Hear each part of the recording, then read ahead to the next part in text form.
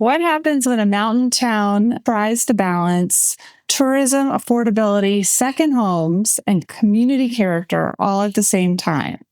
I'm Ashley Kappel with my co-host Jessica Chariton. Welcome to Real Estate in the Rockies. Today we sat down with Lisa Runkle and Summer Anderson of Rainbow Rentals in Salida for a thoughtful conversation about short-term rentals, property management, local policy, and what it means to build a business in a community you deeply care about. We're excited to share this conversation with you.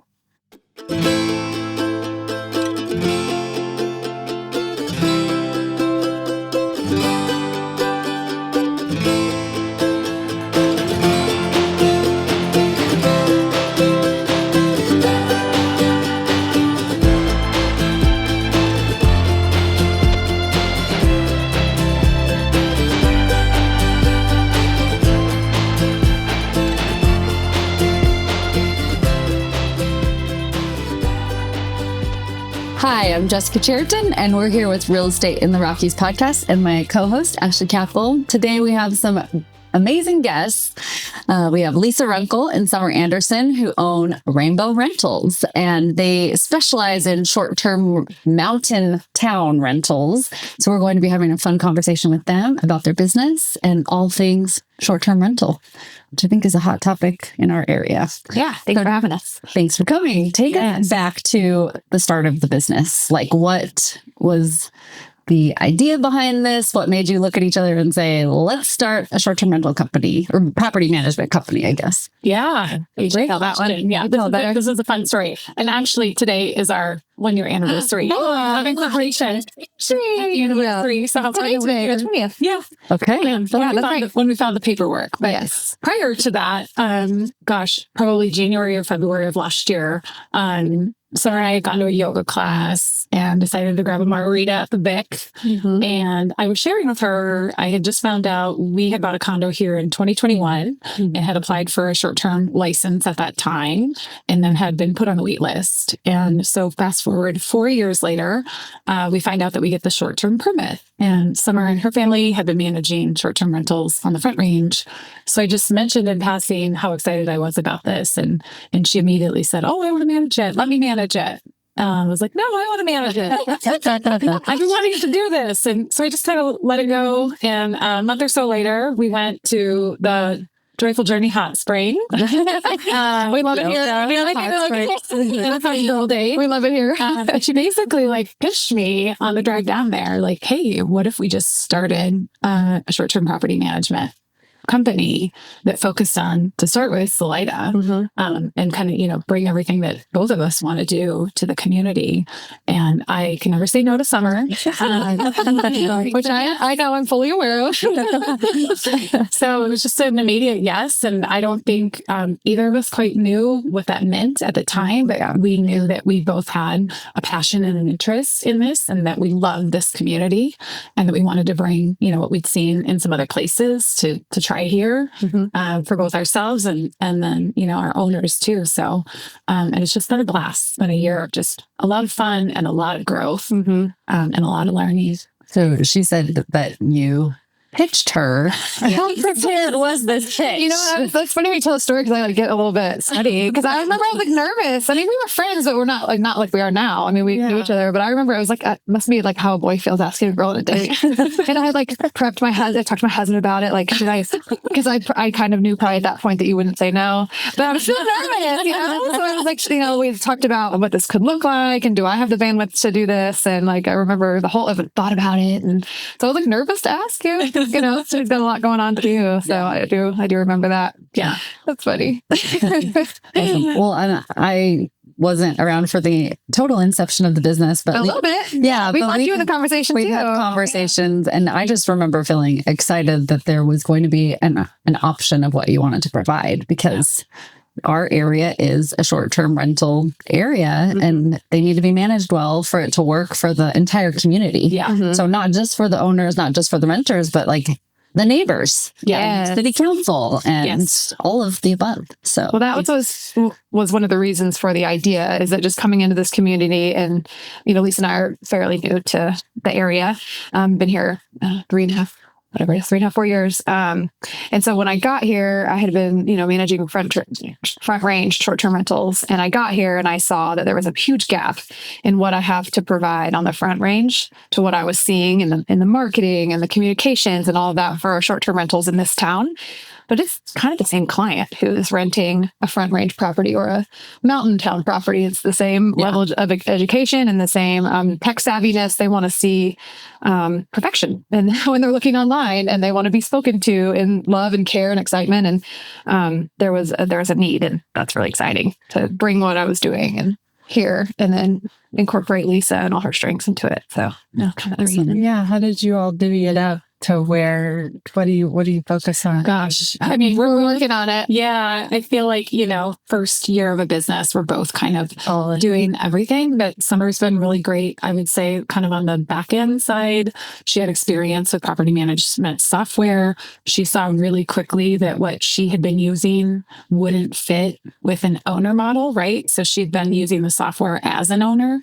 And so we upgraded that almost immediately. And she's been managing kind of all of that. I have a background in just kind of relationship management. And so I was really excited. And I had long-term rental properties, investment properties for about 15 years. So just felt like the people and the relationship side of it. And in this case, that's a lot of the owners and cultivating those relationships and then having the conversations just about, driving business to us has kind of been my lane. And then we're just both weaving in and out of each other's lanes. As a small business, business owners do. Sure. And then more recently, we've grown into, being able to bring on someone who's specializing in communications and someone else who's taking on property operations for us so that we can, slowly but surely get to a little more higher level and thinking about, strategy and community relationships and policy and kind of all of those bigger things that we should be involved in too. Wow, definitely like a huge conversation constantly going on around all of that. Yeah, So, Definitely. Yeah. So speaking of that larger conversation, how has running this business changed how you think about real estate investing or ownership in our mountain towns? Oh, maybe you should speak to that because you have that. Yeah, I think, I'm an investor in this mountain town. It's how we, kind of started here. And I think, we bought the property that we did because we envisioned it as a short-term rental and we didn't get the permit. And so we had to shift really quickly and kind of recalibrate our vision for that property. In our case, we still wanted to use it.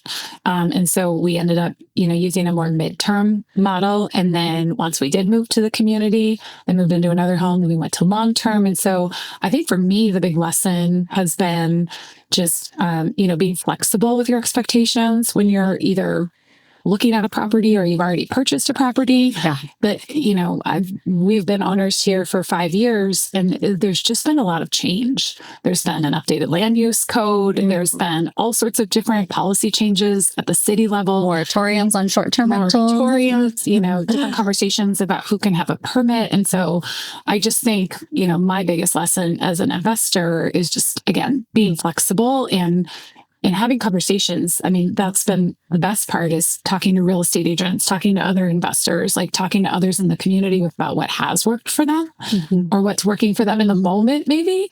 And I think, I hadn't had that experience in other communities where, we had bought a house and we knew exactly what the rules were. We know exactly what the conditions were and they weren't as rapidly changing. So I think that flexibility is the biggest lesson for me. It's a really, really good one. And I see that with a lot of our owners too. A lot of our clients that are coming to us are in that moment where something's changed, whether it's a family dynamic, an ownership dynamic, a property use dynamic, a code dynamic, like something's changed is how most owners are coming to us. And then we're trying to find what is that Navigate solution? that with them. Correct. Is this the solution? And keep the value in the property. Absolutely. So that they're not losing money somewhere. Yeah. That's great. Yeah. So you're working with owners, and I imagine that there's maybe a gap in terms of expectations and reality. And how do you navigate that with them and have those conversations to, talk about how the property will perform and, things like that? Yeah, I think sometimes there's a gap, but I think we toot our own horn. I think we do a really good job when we find out that goal of the owner, meeting them where they're at. So that's the first step. Sure. And we have ways of giving financial projections and where we think this property is going to go. We obviously know our model really well, as meaning like what we can do with the property, how we could come in and stage it properly and set it up with supplies and market it well and do our whole thing. But just meeting them where they're at with their goals and deciding if this is the right, like you said, the right model. And sometimes it doesn't work. We had a client just recently, if you're out there, we'd still love to work with you.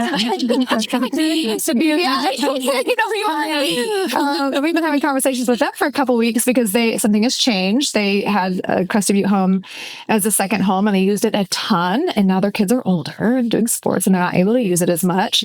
If they sell it, it's not really going to benefit them very well. So they bought it in a really high market.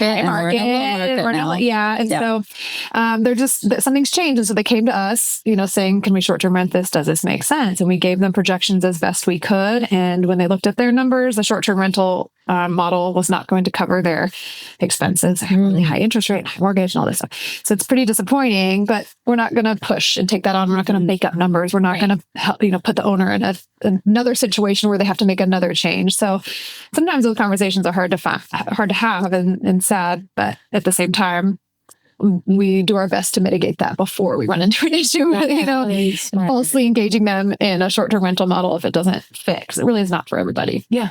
And not for every property. Yeah, true. I'm thinking of the reverse of that when I had a client that wanted to sell recently because they had family situation shifting, and I sent them to you all thinking like, well, it's not a good time for you to sell. You're going to lose money, maybe even on this sale. And so how did that go? I love that. That's what I love, agents knowing what we do as well, because we're like another outlet. And I have so much respect for you doing that, because you could have just sold the house and taken the commission, and then that poor family could have just walked away with less money. But I don't think they really wanted to lose the house. They saw a lot of value in the property, but not right now. It wasn't and they had stopped using it as much because they're starting to have kids, all these things, and so that was really wonderful of you to choose to send them to us. I think that's really neat, but it just shows how you serve your customer. Thank you. And I think there's other agents that do have that in mind for their clients as well. And this is just a changing market. It's hard as an agent to be listing and selling these homes. And so that's been a really fun story, because we did help them get their permit through Chaffee County. They live in the county, and what a process that was. But we did help them get set up and started. And they're one of our greatest success stories. I mean, they are just crushing it. Yeah. And that's been so fun because they still have the house to use when they can. They don't feel pressure to use it. And also because they have us on board, we're taking care of the property now. So when things are broken or things are not going well, we're fixing them. And if you've ever had a second home far away, it's a very stressful thing to come to a vacation and you're like, well, the dishwasher isn't working. And I hear my kids want to go out and play and hike, and I got to call the 12 handyman. So we're doing all that for them. And so that's another aspect of choosing us or choosing short-term rental management for second homeowners, is you have somebody keeping an eye on the second home managing. You said 12th handyman, and it made me laugh. Because that's so accurate. Or already county, unfortunately. Well, anybody have to call. Yes, exactly. Come help. And then show something another issue. That should be a separate podcast. Yes. I will listen to that one. Help us solve that problem. We will listen. A panel of contractors. Yes.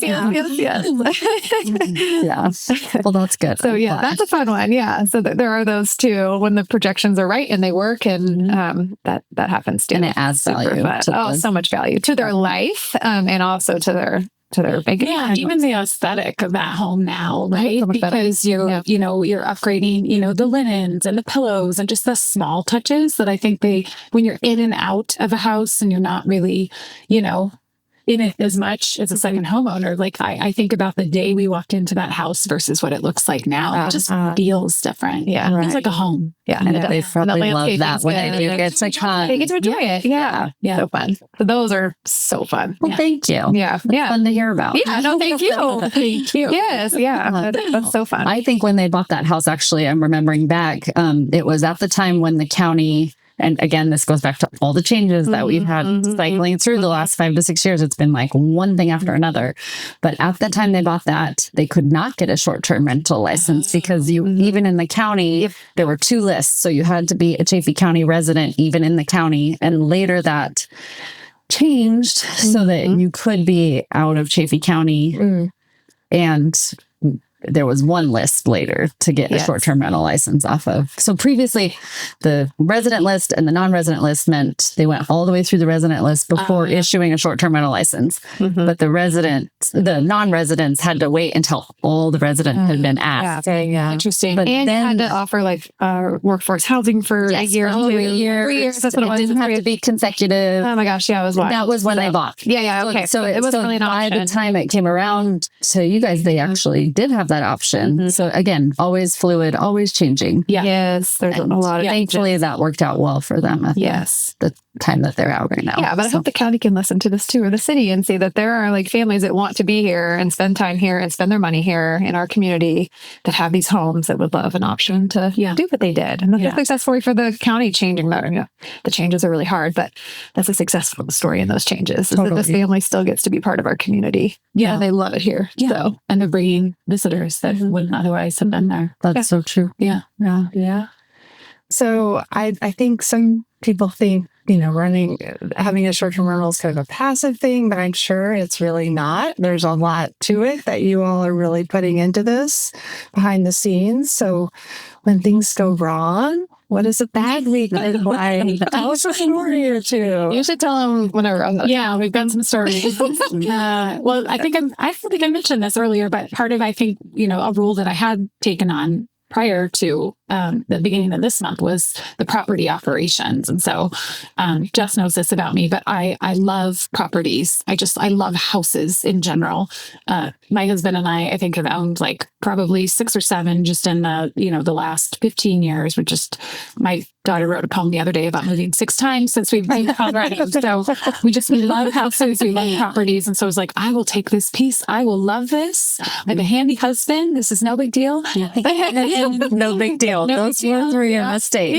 And then Summer, as she should, went on spring break to Mexico with bad internet and like no cell service. And then I was here for spring break, which we were full. I mean, it was a good time. It was hard, but it was really fun. Yeah. We were full. And so glad people are coming, even though there wasn't snow. Yeah, no snow, not great weather. We were maxed out. Like, I just kept looking at the calendar and being like, wow, this is it. We right. Yeah, we're doing it. And how many properties too? 11. Yeah, 11. Okay. I'm trying to remember 6-ish that are local. I don't remember off the top of my head how that breaks down, but I was focused on all the local ones this week. And it was like, if it could happen, just name it. And the real kicker was one that came at 10 o'clock on a Sunday night with a home that has a gas fireplace. And the guest had been using a combo of YouTube and AI. And so everyone's favorite combination.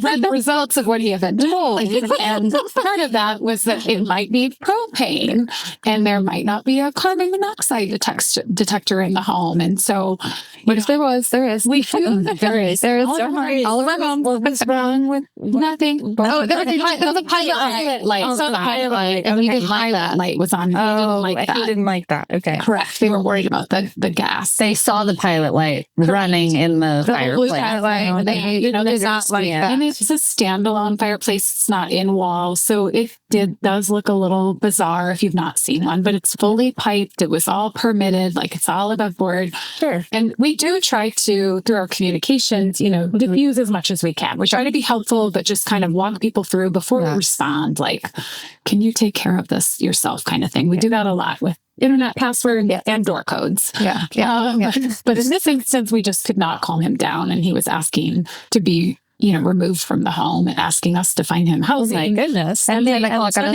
during spring break. And we have no other properties available. Yeah.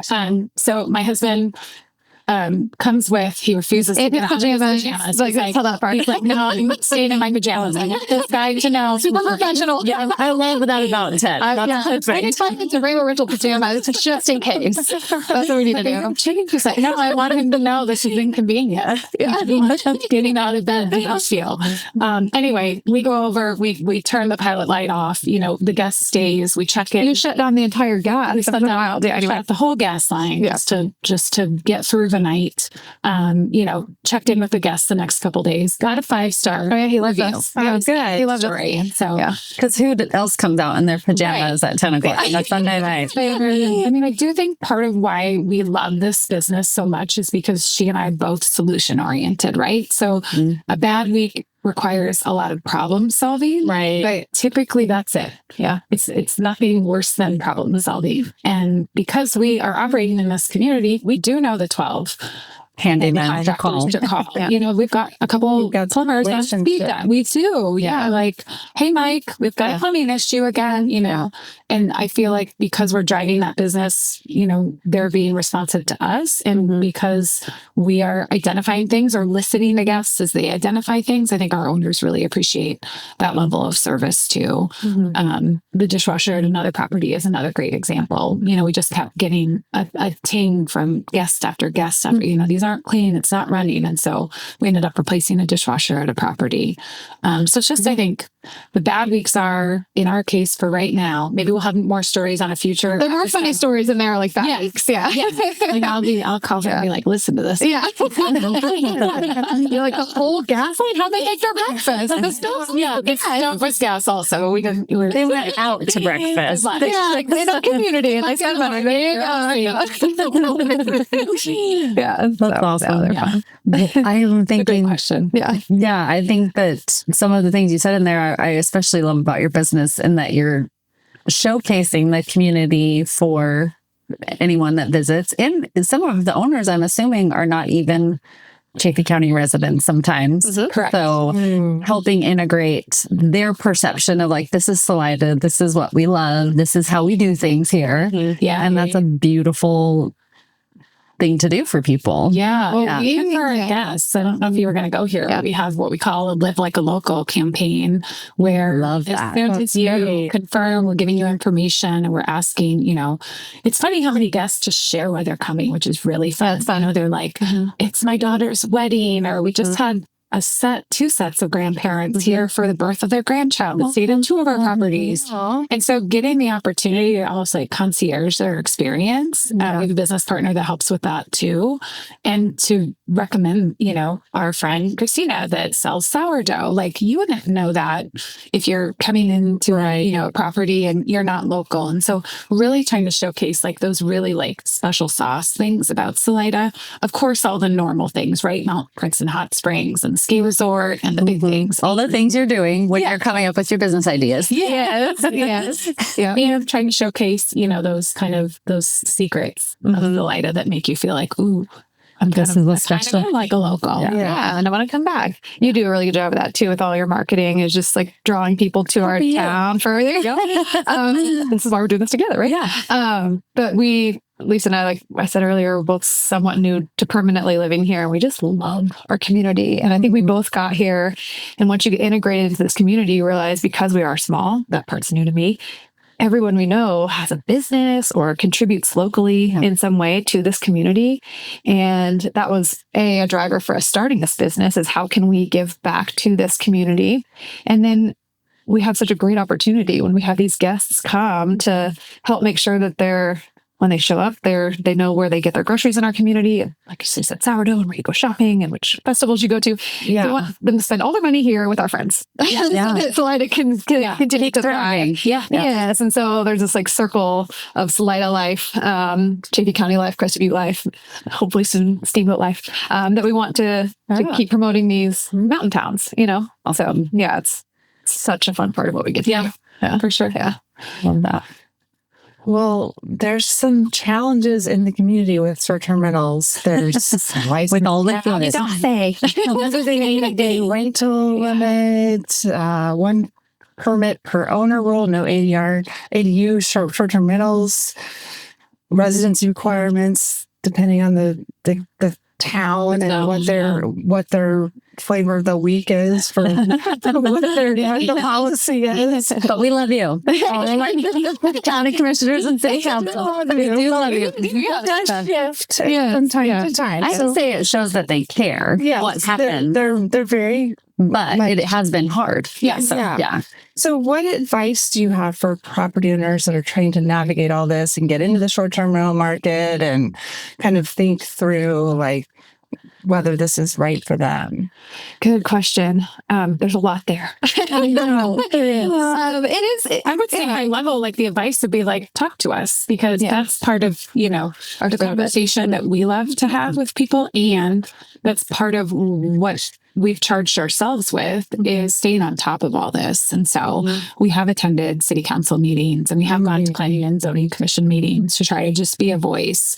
Yeah. There is, a group of S-tier owners that kind of congregate around different issues sometimes. Yeah. And we've been trying to be active in that group. And so I think it's just, getting plugged in somehow. And we're happy to help with that because I do think it's overwhelming if you don't live here to try to keep up with all of it. Yeah. And I think, I love them all too. And I wish we could find a way to just be more proactive as we're looking at these policies. Whereas like, it feels like to me from what I've seen in the last 5 years, everything's been so reactive. Like there's been these small changes or big changes in some cases as a reaction to something instead of like maybe just taking a minute and really driving forward a proactive strategy. What do we want this to look like in Salida, Chaffey County, BV, Crested Butte? Like what do we see in 20 years? And then how do we set the policy now to drive towards that instead of this, like now this happened, we're changing this. And the numbers like from 90 to 87. Perfect. Yeah. Why? Yeah. So it's just been a little chaotic. And so I think my advice would just be to reach out, if not to us. I think real estate agents are trying to keep track of this too. Yeah. But we're really trying to be that resource for owners for them to understand both their role as an owner and then how their property fits into this puzzle. What we're doing as a community as a whole.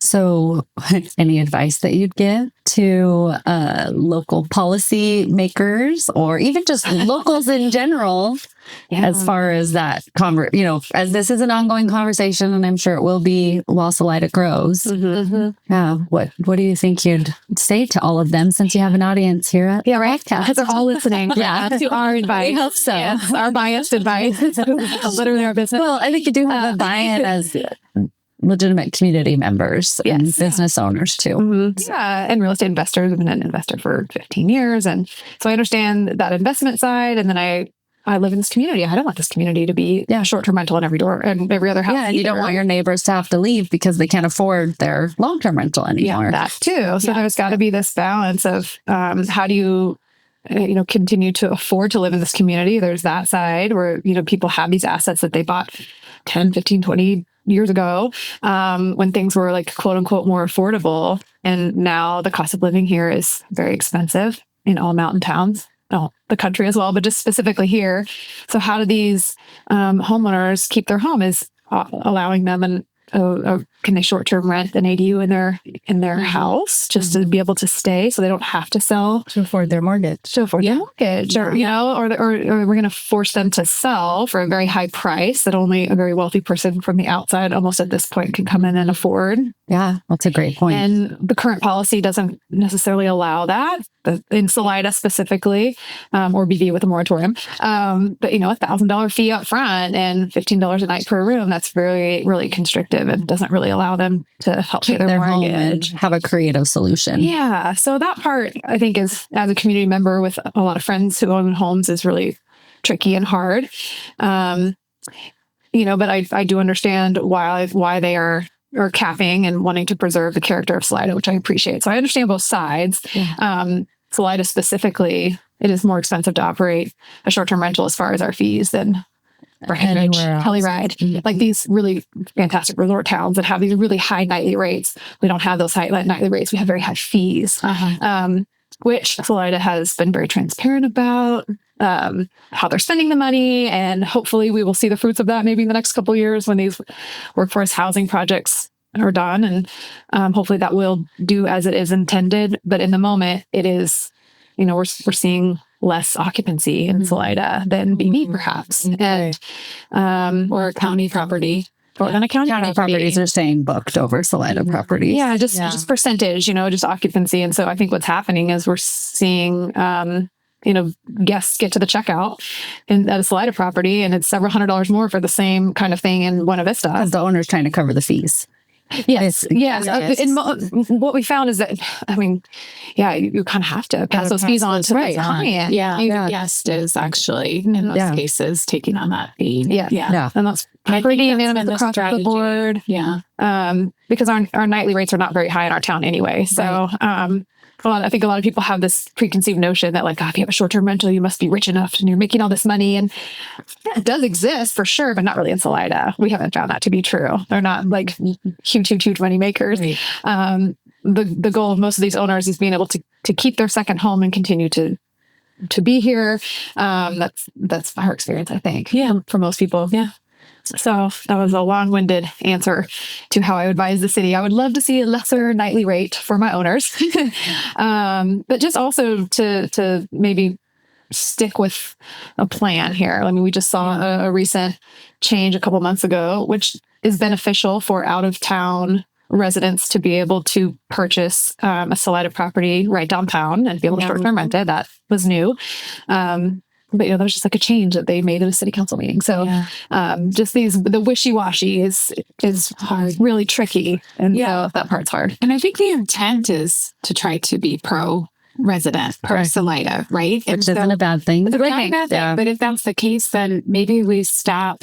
It feels like we're penalizing people who aren't instead of finding ways to proactively help Salida. I love that. Like take the room tax off for a resident, take the or lower the license fee or something, or allow them to rent out a part of the property. Correct. Which a resident right now have to pay not short tax on all of the rooms in their home. So if I want to rent out one bedroom in my home and it's a 4-bedroom, I'm paying the room tax for all 4 bedrooms, even though they're not available to rent. I just think there's some ways that we could be more pro Salida resident instead of outsiders. Correct. Yeah. I love that. As we're saying that we don't think, we're also saying things are changing all the time. Stop. Yeah. But make our changes and then stop. Yeah.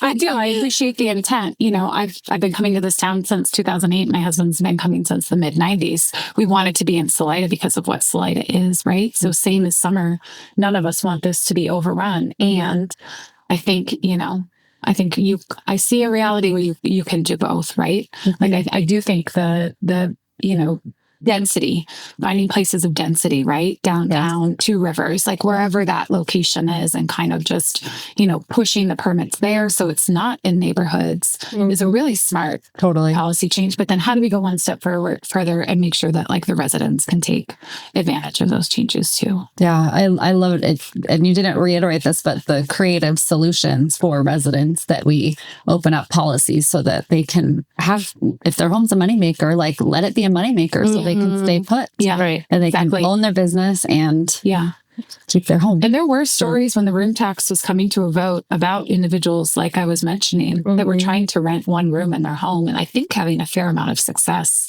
or at least covering their expenses doing that. I don't know what happened to those people with this room tax or when the permit went to 1,000. I'm guessing they got lost in this, and that was not the intent, right? Yeah. Was to penalize anyone locally. I think that's a great point. We just need a balance. Yes. It's hard to find that. And I think the shifting is us trying to find balance these last 2 years. And a big part of that, I would backtrack a bit, and you both came during this wave, the COVID wave, of an influx of buyers to our area that raised property prices 50%. You saw an equity gain that you had never seen before here. Yeah. And that all of a sudden we were unaffordable, comparatively to some other Colorado cities. Yeah. So. I think so much of that influx was blamed on short-term rentals, Totally. right? And it was The not prices necessarily skyrocketing that. was blamed on short-term Totally. rentals. Right. And so then the policy switched. Or realtors. The Yeah. blame a local realtor bumper sticker. Yeah, That's yeah, my favorite. yeah. So I just, so we have a shout out in here to the housing needs assessment. Yes. Do you want to touch on that? I think we should have that in the podcast today because You need to take the housing needs assessment. everybody does. It's a every 10-year kind of thing where we do a really robust understanding of what are the needs in this community for affordability. And so I just put a plug in there to take the needs assessment. Yeah. And hopefully this podcast airs before that closes because I don't think we have much time, but we'll make sure there's a link in the show notes. And if you haven't taken it yet, Take it. tell everybody to take it because they determine a lot of local policy that's the foundation for it for the next 10 years. Sure. And then we're trying to That's my point. That's how far out we should be thinking. Yeah. Right. What's the future? Well, what do we want we this want? community to be? I've heard several people in town say Salida needs to decide what it wants to be. And then once we make that decision, then you can, I think, look at best practices across the state. Yeah. Who did this well? Who didn't? Where do we want to land? It was an empty shell of what they once were. Yeah. I won't name names. Yeah. Yeah, but that's what you have to be really careful in the short-term rental option is, yes, I agree with the resident piece. But I think perhaps what we're finding or have found, I would be curious to know numbers wise, but there are our local population, we've got to be close to being tapped out of locals who can afford like a second home in our town to short-term rent. Right. And so that whole piece has to be considered as well. So if you're going to allow, either residents currently or people who already own a second home here who cannot short-term rent it, and they see that sticker they could sell it for, are they going to sell it? And at what point are we going to have really wealthy people come in and buy these homes? Which we're not against. We're not against. We want there's a balance. Yeah. Keep who you have, or at least give them the option to stay here and be here so that we're not knocking down these homes and then becoming a totally a gentrified Breckenridge or whatever. Or if that is our goal, that's our goal. But that's something that I think we all love about Salida is it still feels so it's sweet. Yeah. It's not these multi-million-dollar houses downtown. Yeah. So if I would imagine that is a goal shared by most in our town. And so how do we preserve that? And can a short-term rental code allow homeowners here or second homeowners the flexibility to keep their property, essentially. So we're not solving the issues here, but it's all things to think about. You know what I mean? I think that goes back to Lisa's comment earlier, which I loved, is rewarding full-time residents and not just penalizing out-of-towners. And there's got to be maybe a policy shift towards that could be really helpful. Yeah. And I think you said it really well. Yeah. Thank you. Yeah. Because we love our out-of-towners too. We have to. I was not a towner, so I wasn't. Yeah. And so, I would have to love them. They come here and they spend their money here and we don't have a lot of other industry. Right. Correct. Yeah. And that's what's really interesting being plugged into the community now is that we know a bunch of business owners on a street and their livelihood is made or not made on a snowy weekend or not, around tourism or not. And if we're seeing declines in occupancy and short-term rental, that's a trigger for our friends. And so that, that's how we function in our town. It's a fine balance. Fine balance. I want to go back to the very beginning of the podcast as we kind of wind down here and think about the two of you after yoga. Going for hopefully it was an evening margarita. I don't know. I'm not going to know the time on that margarita.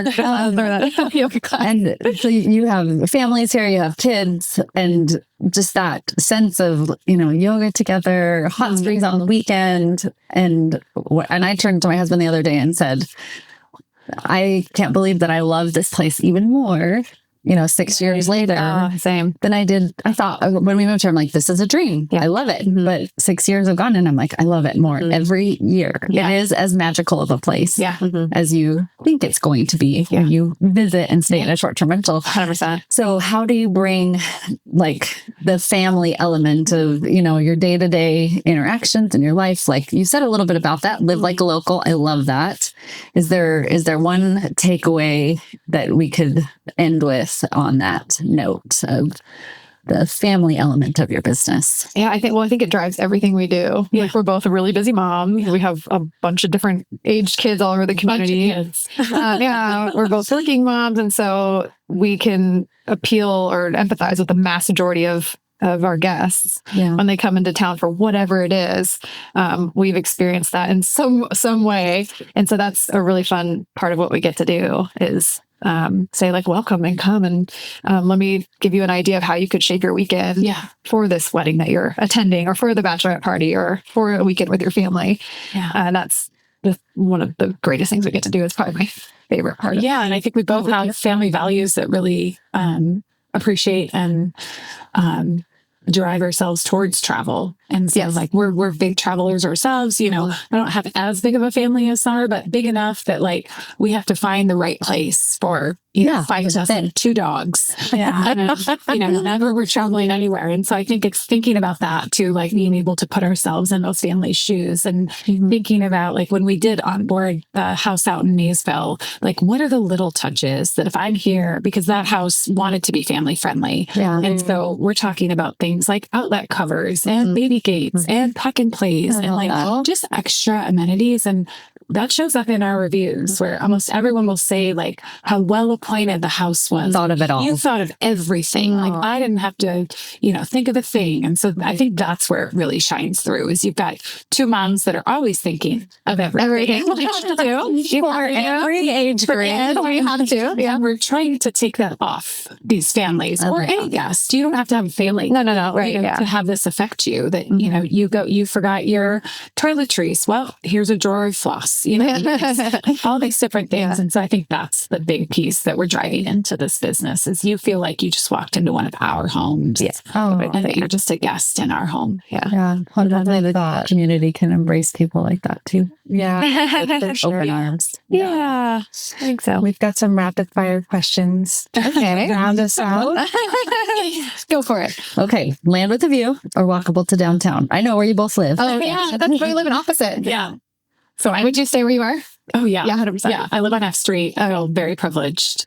I've told the story to a couple people, but I came to Salida for the first time in 2008 and happened to be here during Fib Arc and looked at my husband, who was still just my boyfriend at the time, and was like, why don't we live here? Yeah. And if you had have told me on that day that I would one day live on F Street, I would have been like, So yeah, I mean, I love to walk or hop on my rad bike and go anywhere. And I have a view and I couldn't give it up. I don't think give it up. Yeah. I love it. I can call Summer at any time of the day and ask about the snowpack. Yeah, I'll tell you. I'm still staring at my view. Hours into the day. So what's the first job you ever had? Oh, I don't know this about you. I was an on-air radio DJ. Wow. A radio station in a town smaller than Salida. You have a good voice. Yeah, you do. So yeah, so funny. Just a radio personality, I guess. How old were you? I was 14. Oh, yeah. That's the kicker. Yeah. That's on this the other day. I'm like, do you think your daughter could do that now? I was like, I don't know. I'm worried that she'd want to. That's so funny. How I found it, but it was a blast. David, are you listening? Yeah. I got she needed something else. Satellite radio came in and took my job. Oh, wow. But prior to that, it was fun before that. That's awesome. I worked at a bed and breakfast. Oh, yeah. So, yes. It's funny to think about. Yep. Still doing it. That makes a lot of years later. Yeah. So what work would you be doing if money, bringing in a paycheck wasn't an issue? I would be a yoga instructor at Yoga Olas. Having lots of margaritas at the back. Any time of day. I don't know where to find it. One of those 2 places. That's right. That's funny. That sounds cheesy, but I love what we do. I would probably take off like some of the admin bogged down side of things and like just do the hosting side. If we could just like host families or parties or events all day, I would do that all day, every day. I love that piece. Yeah. I probably yoga retreat at one of you. Yeah. Which actually I talked about. Yeah. Great idea. Yeah, I will come. Yeah. What's your mantra or motto that you kind of live by? That's a good one. Mine's kind of cliche, but just treat others like you want to be treated. It sounds so simple, but I bet if we all actually did it, myself included, we would just have a much different reality that we get to live You're in. good at that. You're really good at that. Yeah. Summer, this is where I really value Summer in our business, because I also try to do that, and I have no poker face. And so poor Summer will be, you know, on some of these calls or with whoever, and she's just like, "This is great. This is really great. I don't see how it's great." So I love you for being that way. And with Summer with her eyes is smiling, like, Smile, Lisa. Smile. Yeah. Yeah. You were like, the other day we were on a call with like a tech person, and Lisa did not like where the conversation was going. She was, you were doing a great job just drilling this guy, making sure he gave you what you needed. And I was like, everybody be nice. It's great. And I'm like, yeah, but where's this button? Mine is, there's a whole poem, and I think it's just called Do It Anyway. And it's all the, you know, everything's going to come at you. You're always going to have a challenge, and no matter what it is, just do it anyway. And I think that's driven my whole life. And that's why I say yes to so many things. It's like, does this make sense to do right now? Maybe not, but I'm going to do it anyway. So I love that. It's a good thing to teach kids too. Like when the excuses 100%. pile up, you know, They're resilient. okay, just do it anyway. Yeah, that's cool. For sure. Favorite book or a book you're reading right now? Oh, that's hard. I read a lot of books. Summer reads a lot. Oh, yeah. But my genre is historical fiction. Just give me a lesson in historical fiction. Oh, really? Well, I love like feeling like there's value in what I'm reading. So But I'm really also learning into a the piece, but story. have to be entertained. Yeah. How So do you find time to read? that's how I fall asleep. Oh, Yeah. good. And then when I do find moments for me, I'm reading usually, which is very rare during the day, but Yeah. it's my nighttime thing. Or when I wake up in the middle of the night. Sometimes that's what I do. Welcome to middle age. Yeah, exactly. And I'm always listening to one too, like in the car. So I'm like, oh, Yeah. double reading. I've been trying to force myself to be an adult reader, because I'm a pretty big professional development nerd, and that doesn't feel relaxing or fun. So I've been into books that they're turning into movies as motivation to read books. So Smart. a couple of the Colleen Hoovers that have just been recently made into movies are kind of like the last two. And then you just gave me a recommendation for another one I'm supposed to. I think I shall do Remarkably Bright Creatures. It's on Netflix. Yeah. But yeah, anything that I can watch afterwards is what I'm reading. Smart. now. That's so smart. So the last question is, what is home and what does it mean to you? Great question. I'll go. Well, I think home is obviously with my family, but beyond that, I think there's like a vibe or a feeling of a place. Traveled a bunch. I've lived a bunch of different places. And some places it's almost like when you leave, if you just yearn to be back or yearn to want to be there, that it feels like home. And I think even for people who don't have the ability or opportunity to like live here full time, that feel that when they come here, they can call this home too, because there are these places, and this is a strong one just because it's so amazing, that they can just be like a feeling that you have when you're there, and maybe a vision of yourself that you have when you're there. That's why I'm here. That's why I moved here. Yeah. This is it for me. Yeah, I love it. Yeah, it's good. Yeah, I would say family too. And my family, my husband is why I'm in Salida. And he came out as a middle schooler, went to the Boy Scout camp that was in Poncha Springs, Packard High, Adventure Base, and then came back as a raft guide. And then came back again another summer. And then, you know, we just had this calling to like bring our family here, I think, because this is home for him. It was home for him first, right? And so it feels like, you know, this place that we should all be. And I feel the same way. You know, we both haul kids all over the Front Range. And we talk about, you know, you come back into town on Sunday and you're coming this direction instead of the other direction. And you get the view of the collegiates at some point, and the blood pressure just like sinks. And Such a gift. I've never felt that anywhere else. Such a gift. Yeah. Perfect note to end on. Well, thanks for having us. Yeah, thank you so much. We keep talking to y'all forever. We could. Yeah. Well, we really appreciate. We'll put your website in the show notes. Thank you. So people can find you. You have an Instagram Instagram? We do. We do. It's all on there. So Okay. So we'll make sure we get all of that linked so people can look you up. And if awesome. you have a short-term rental, or want to know about potential. have the conversation. I think that's worth at least having the conversation. Yeah, we love those intro, those curiosity conversations. They're really fun. This episode is sponsored by Heart of the Rockies Homes at HomeSmart Preferred Realty. We do real estate with heart in the heart of the Rockies and serve Colorado Mountain communities, working to help clients navigate real estate in these unique towns. Whether you're buying, selling, or exploring your options, our goal is to make every step feel informed, supported, and straightforward.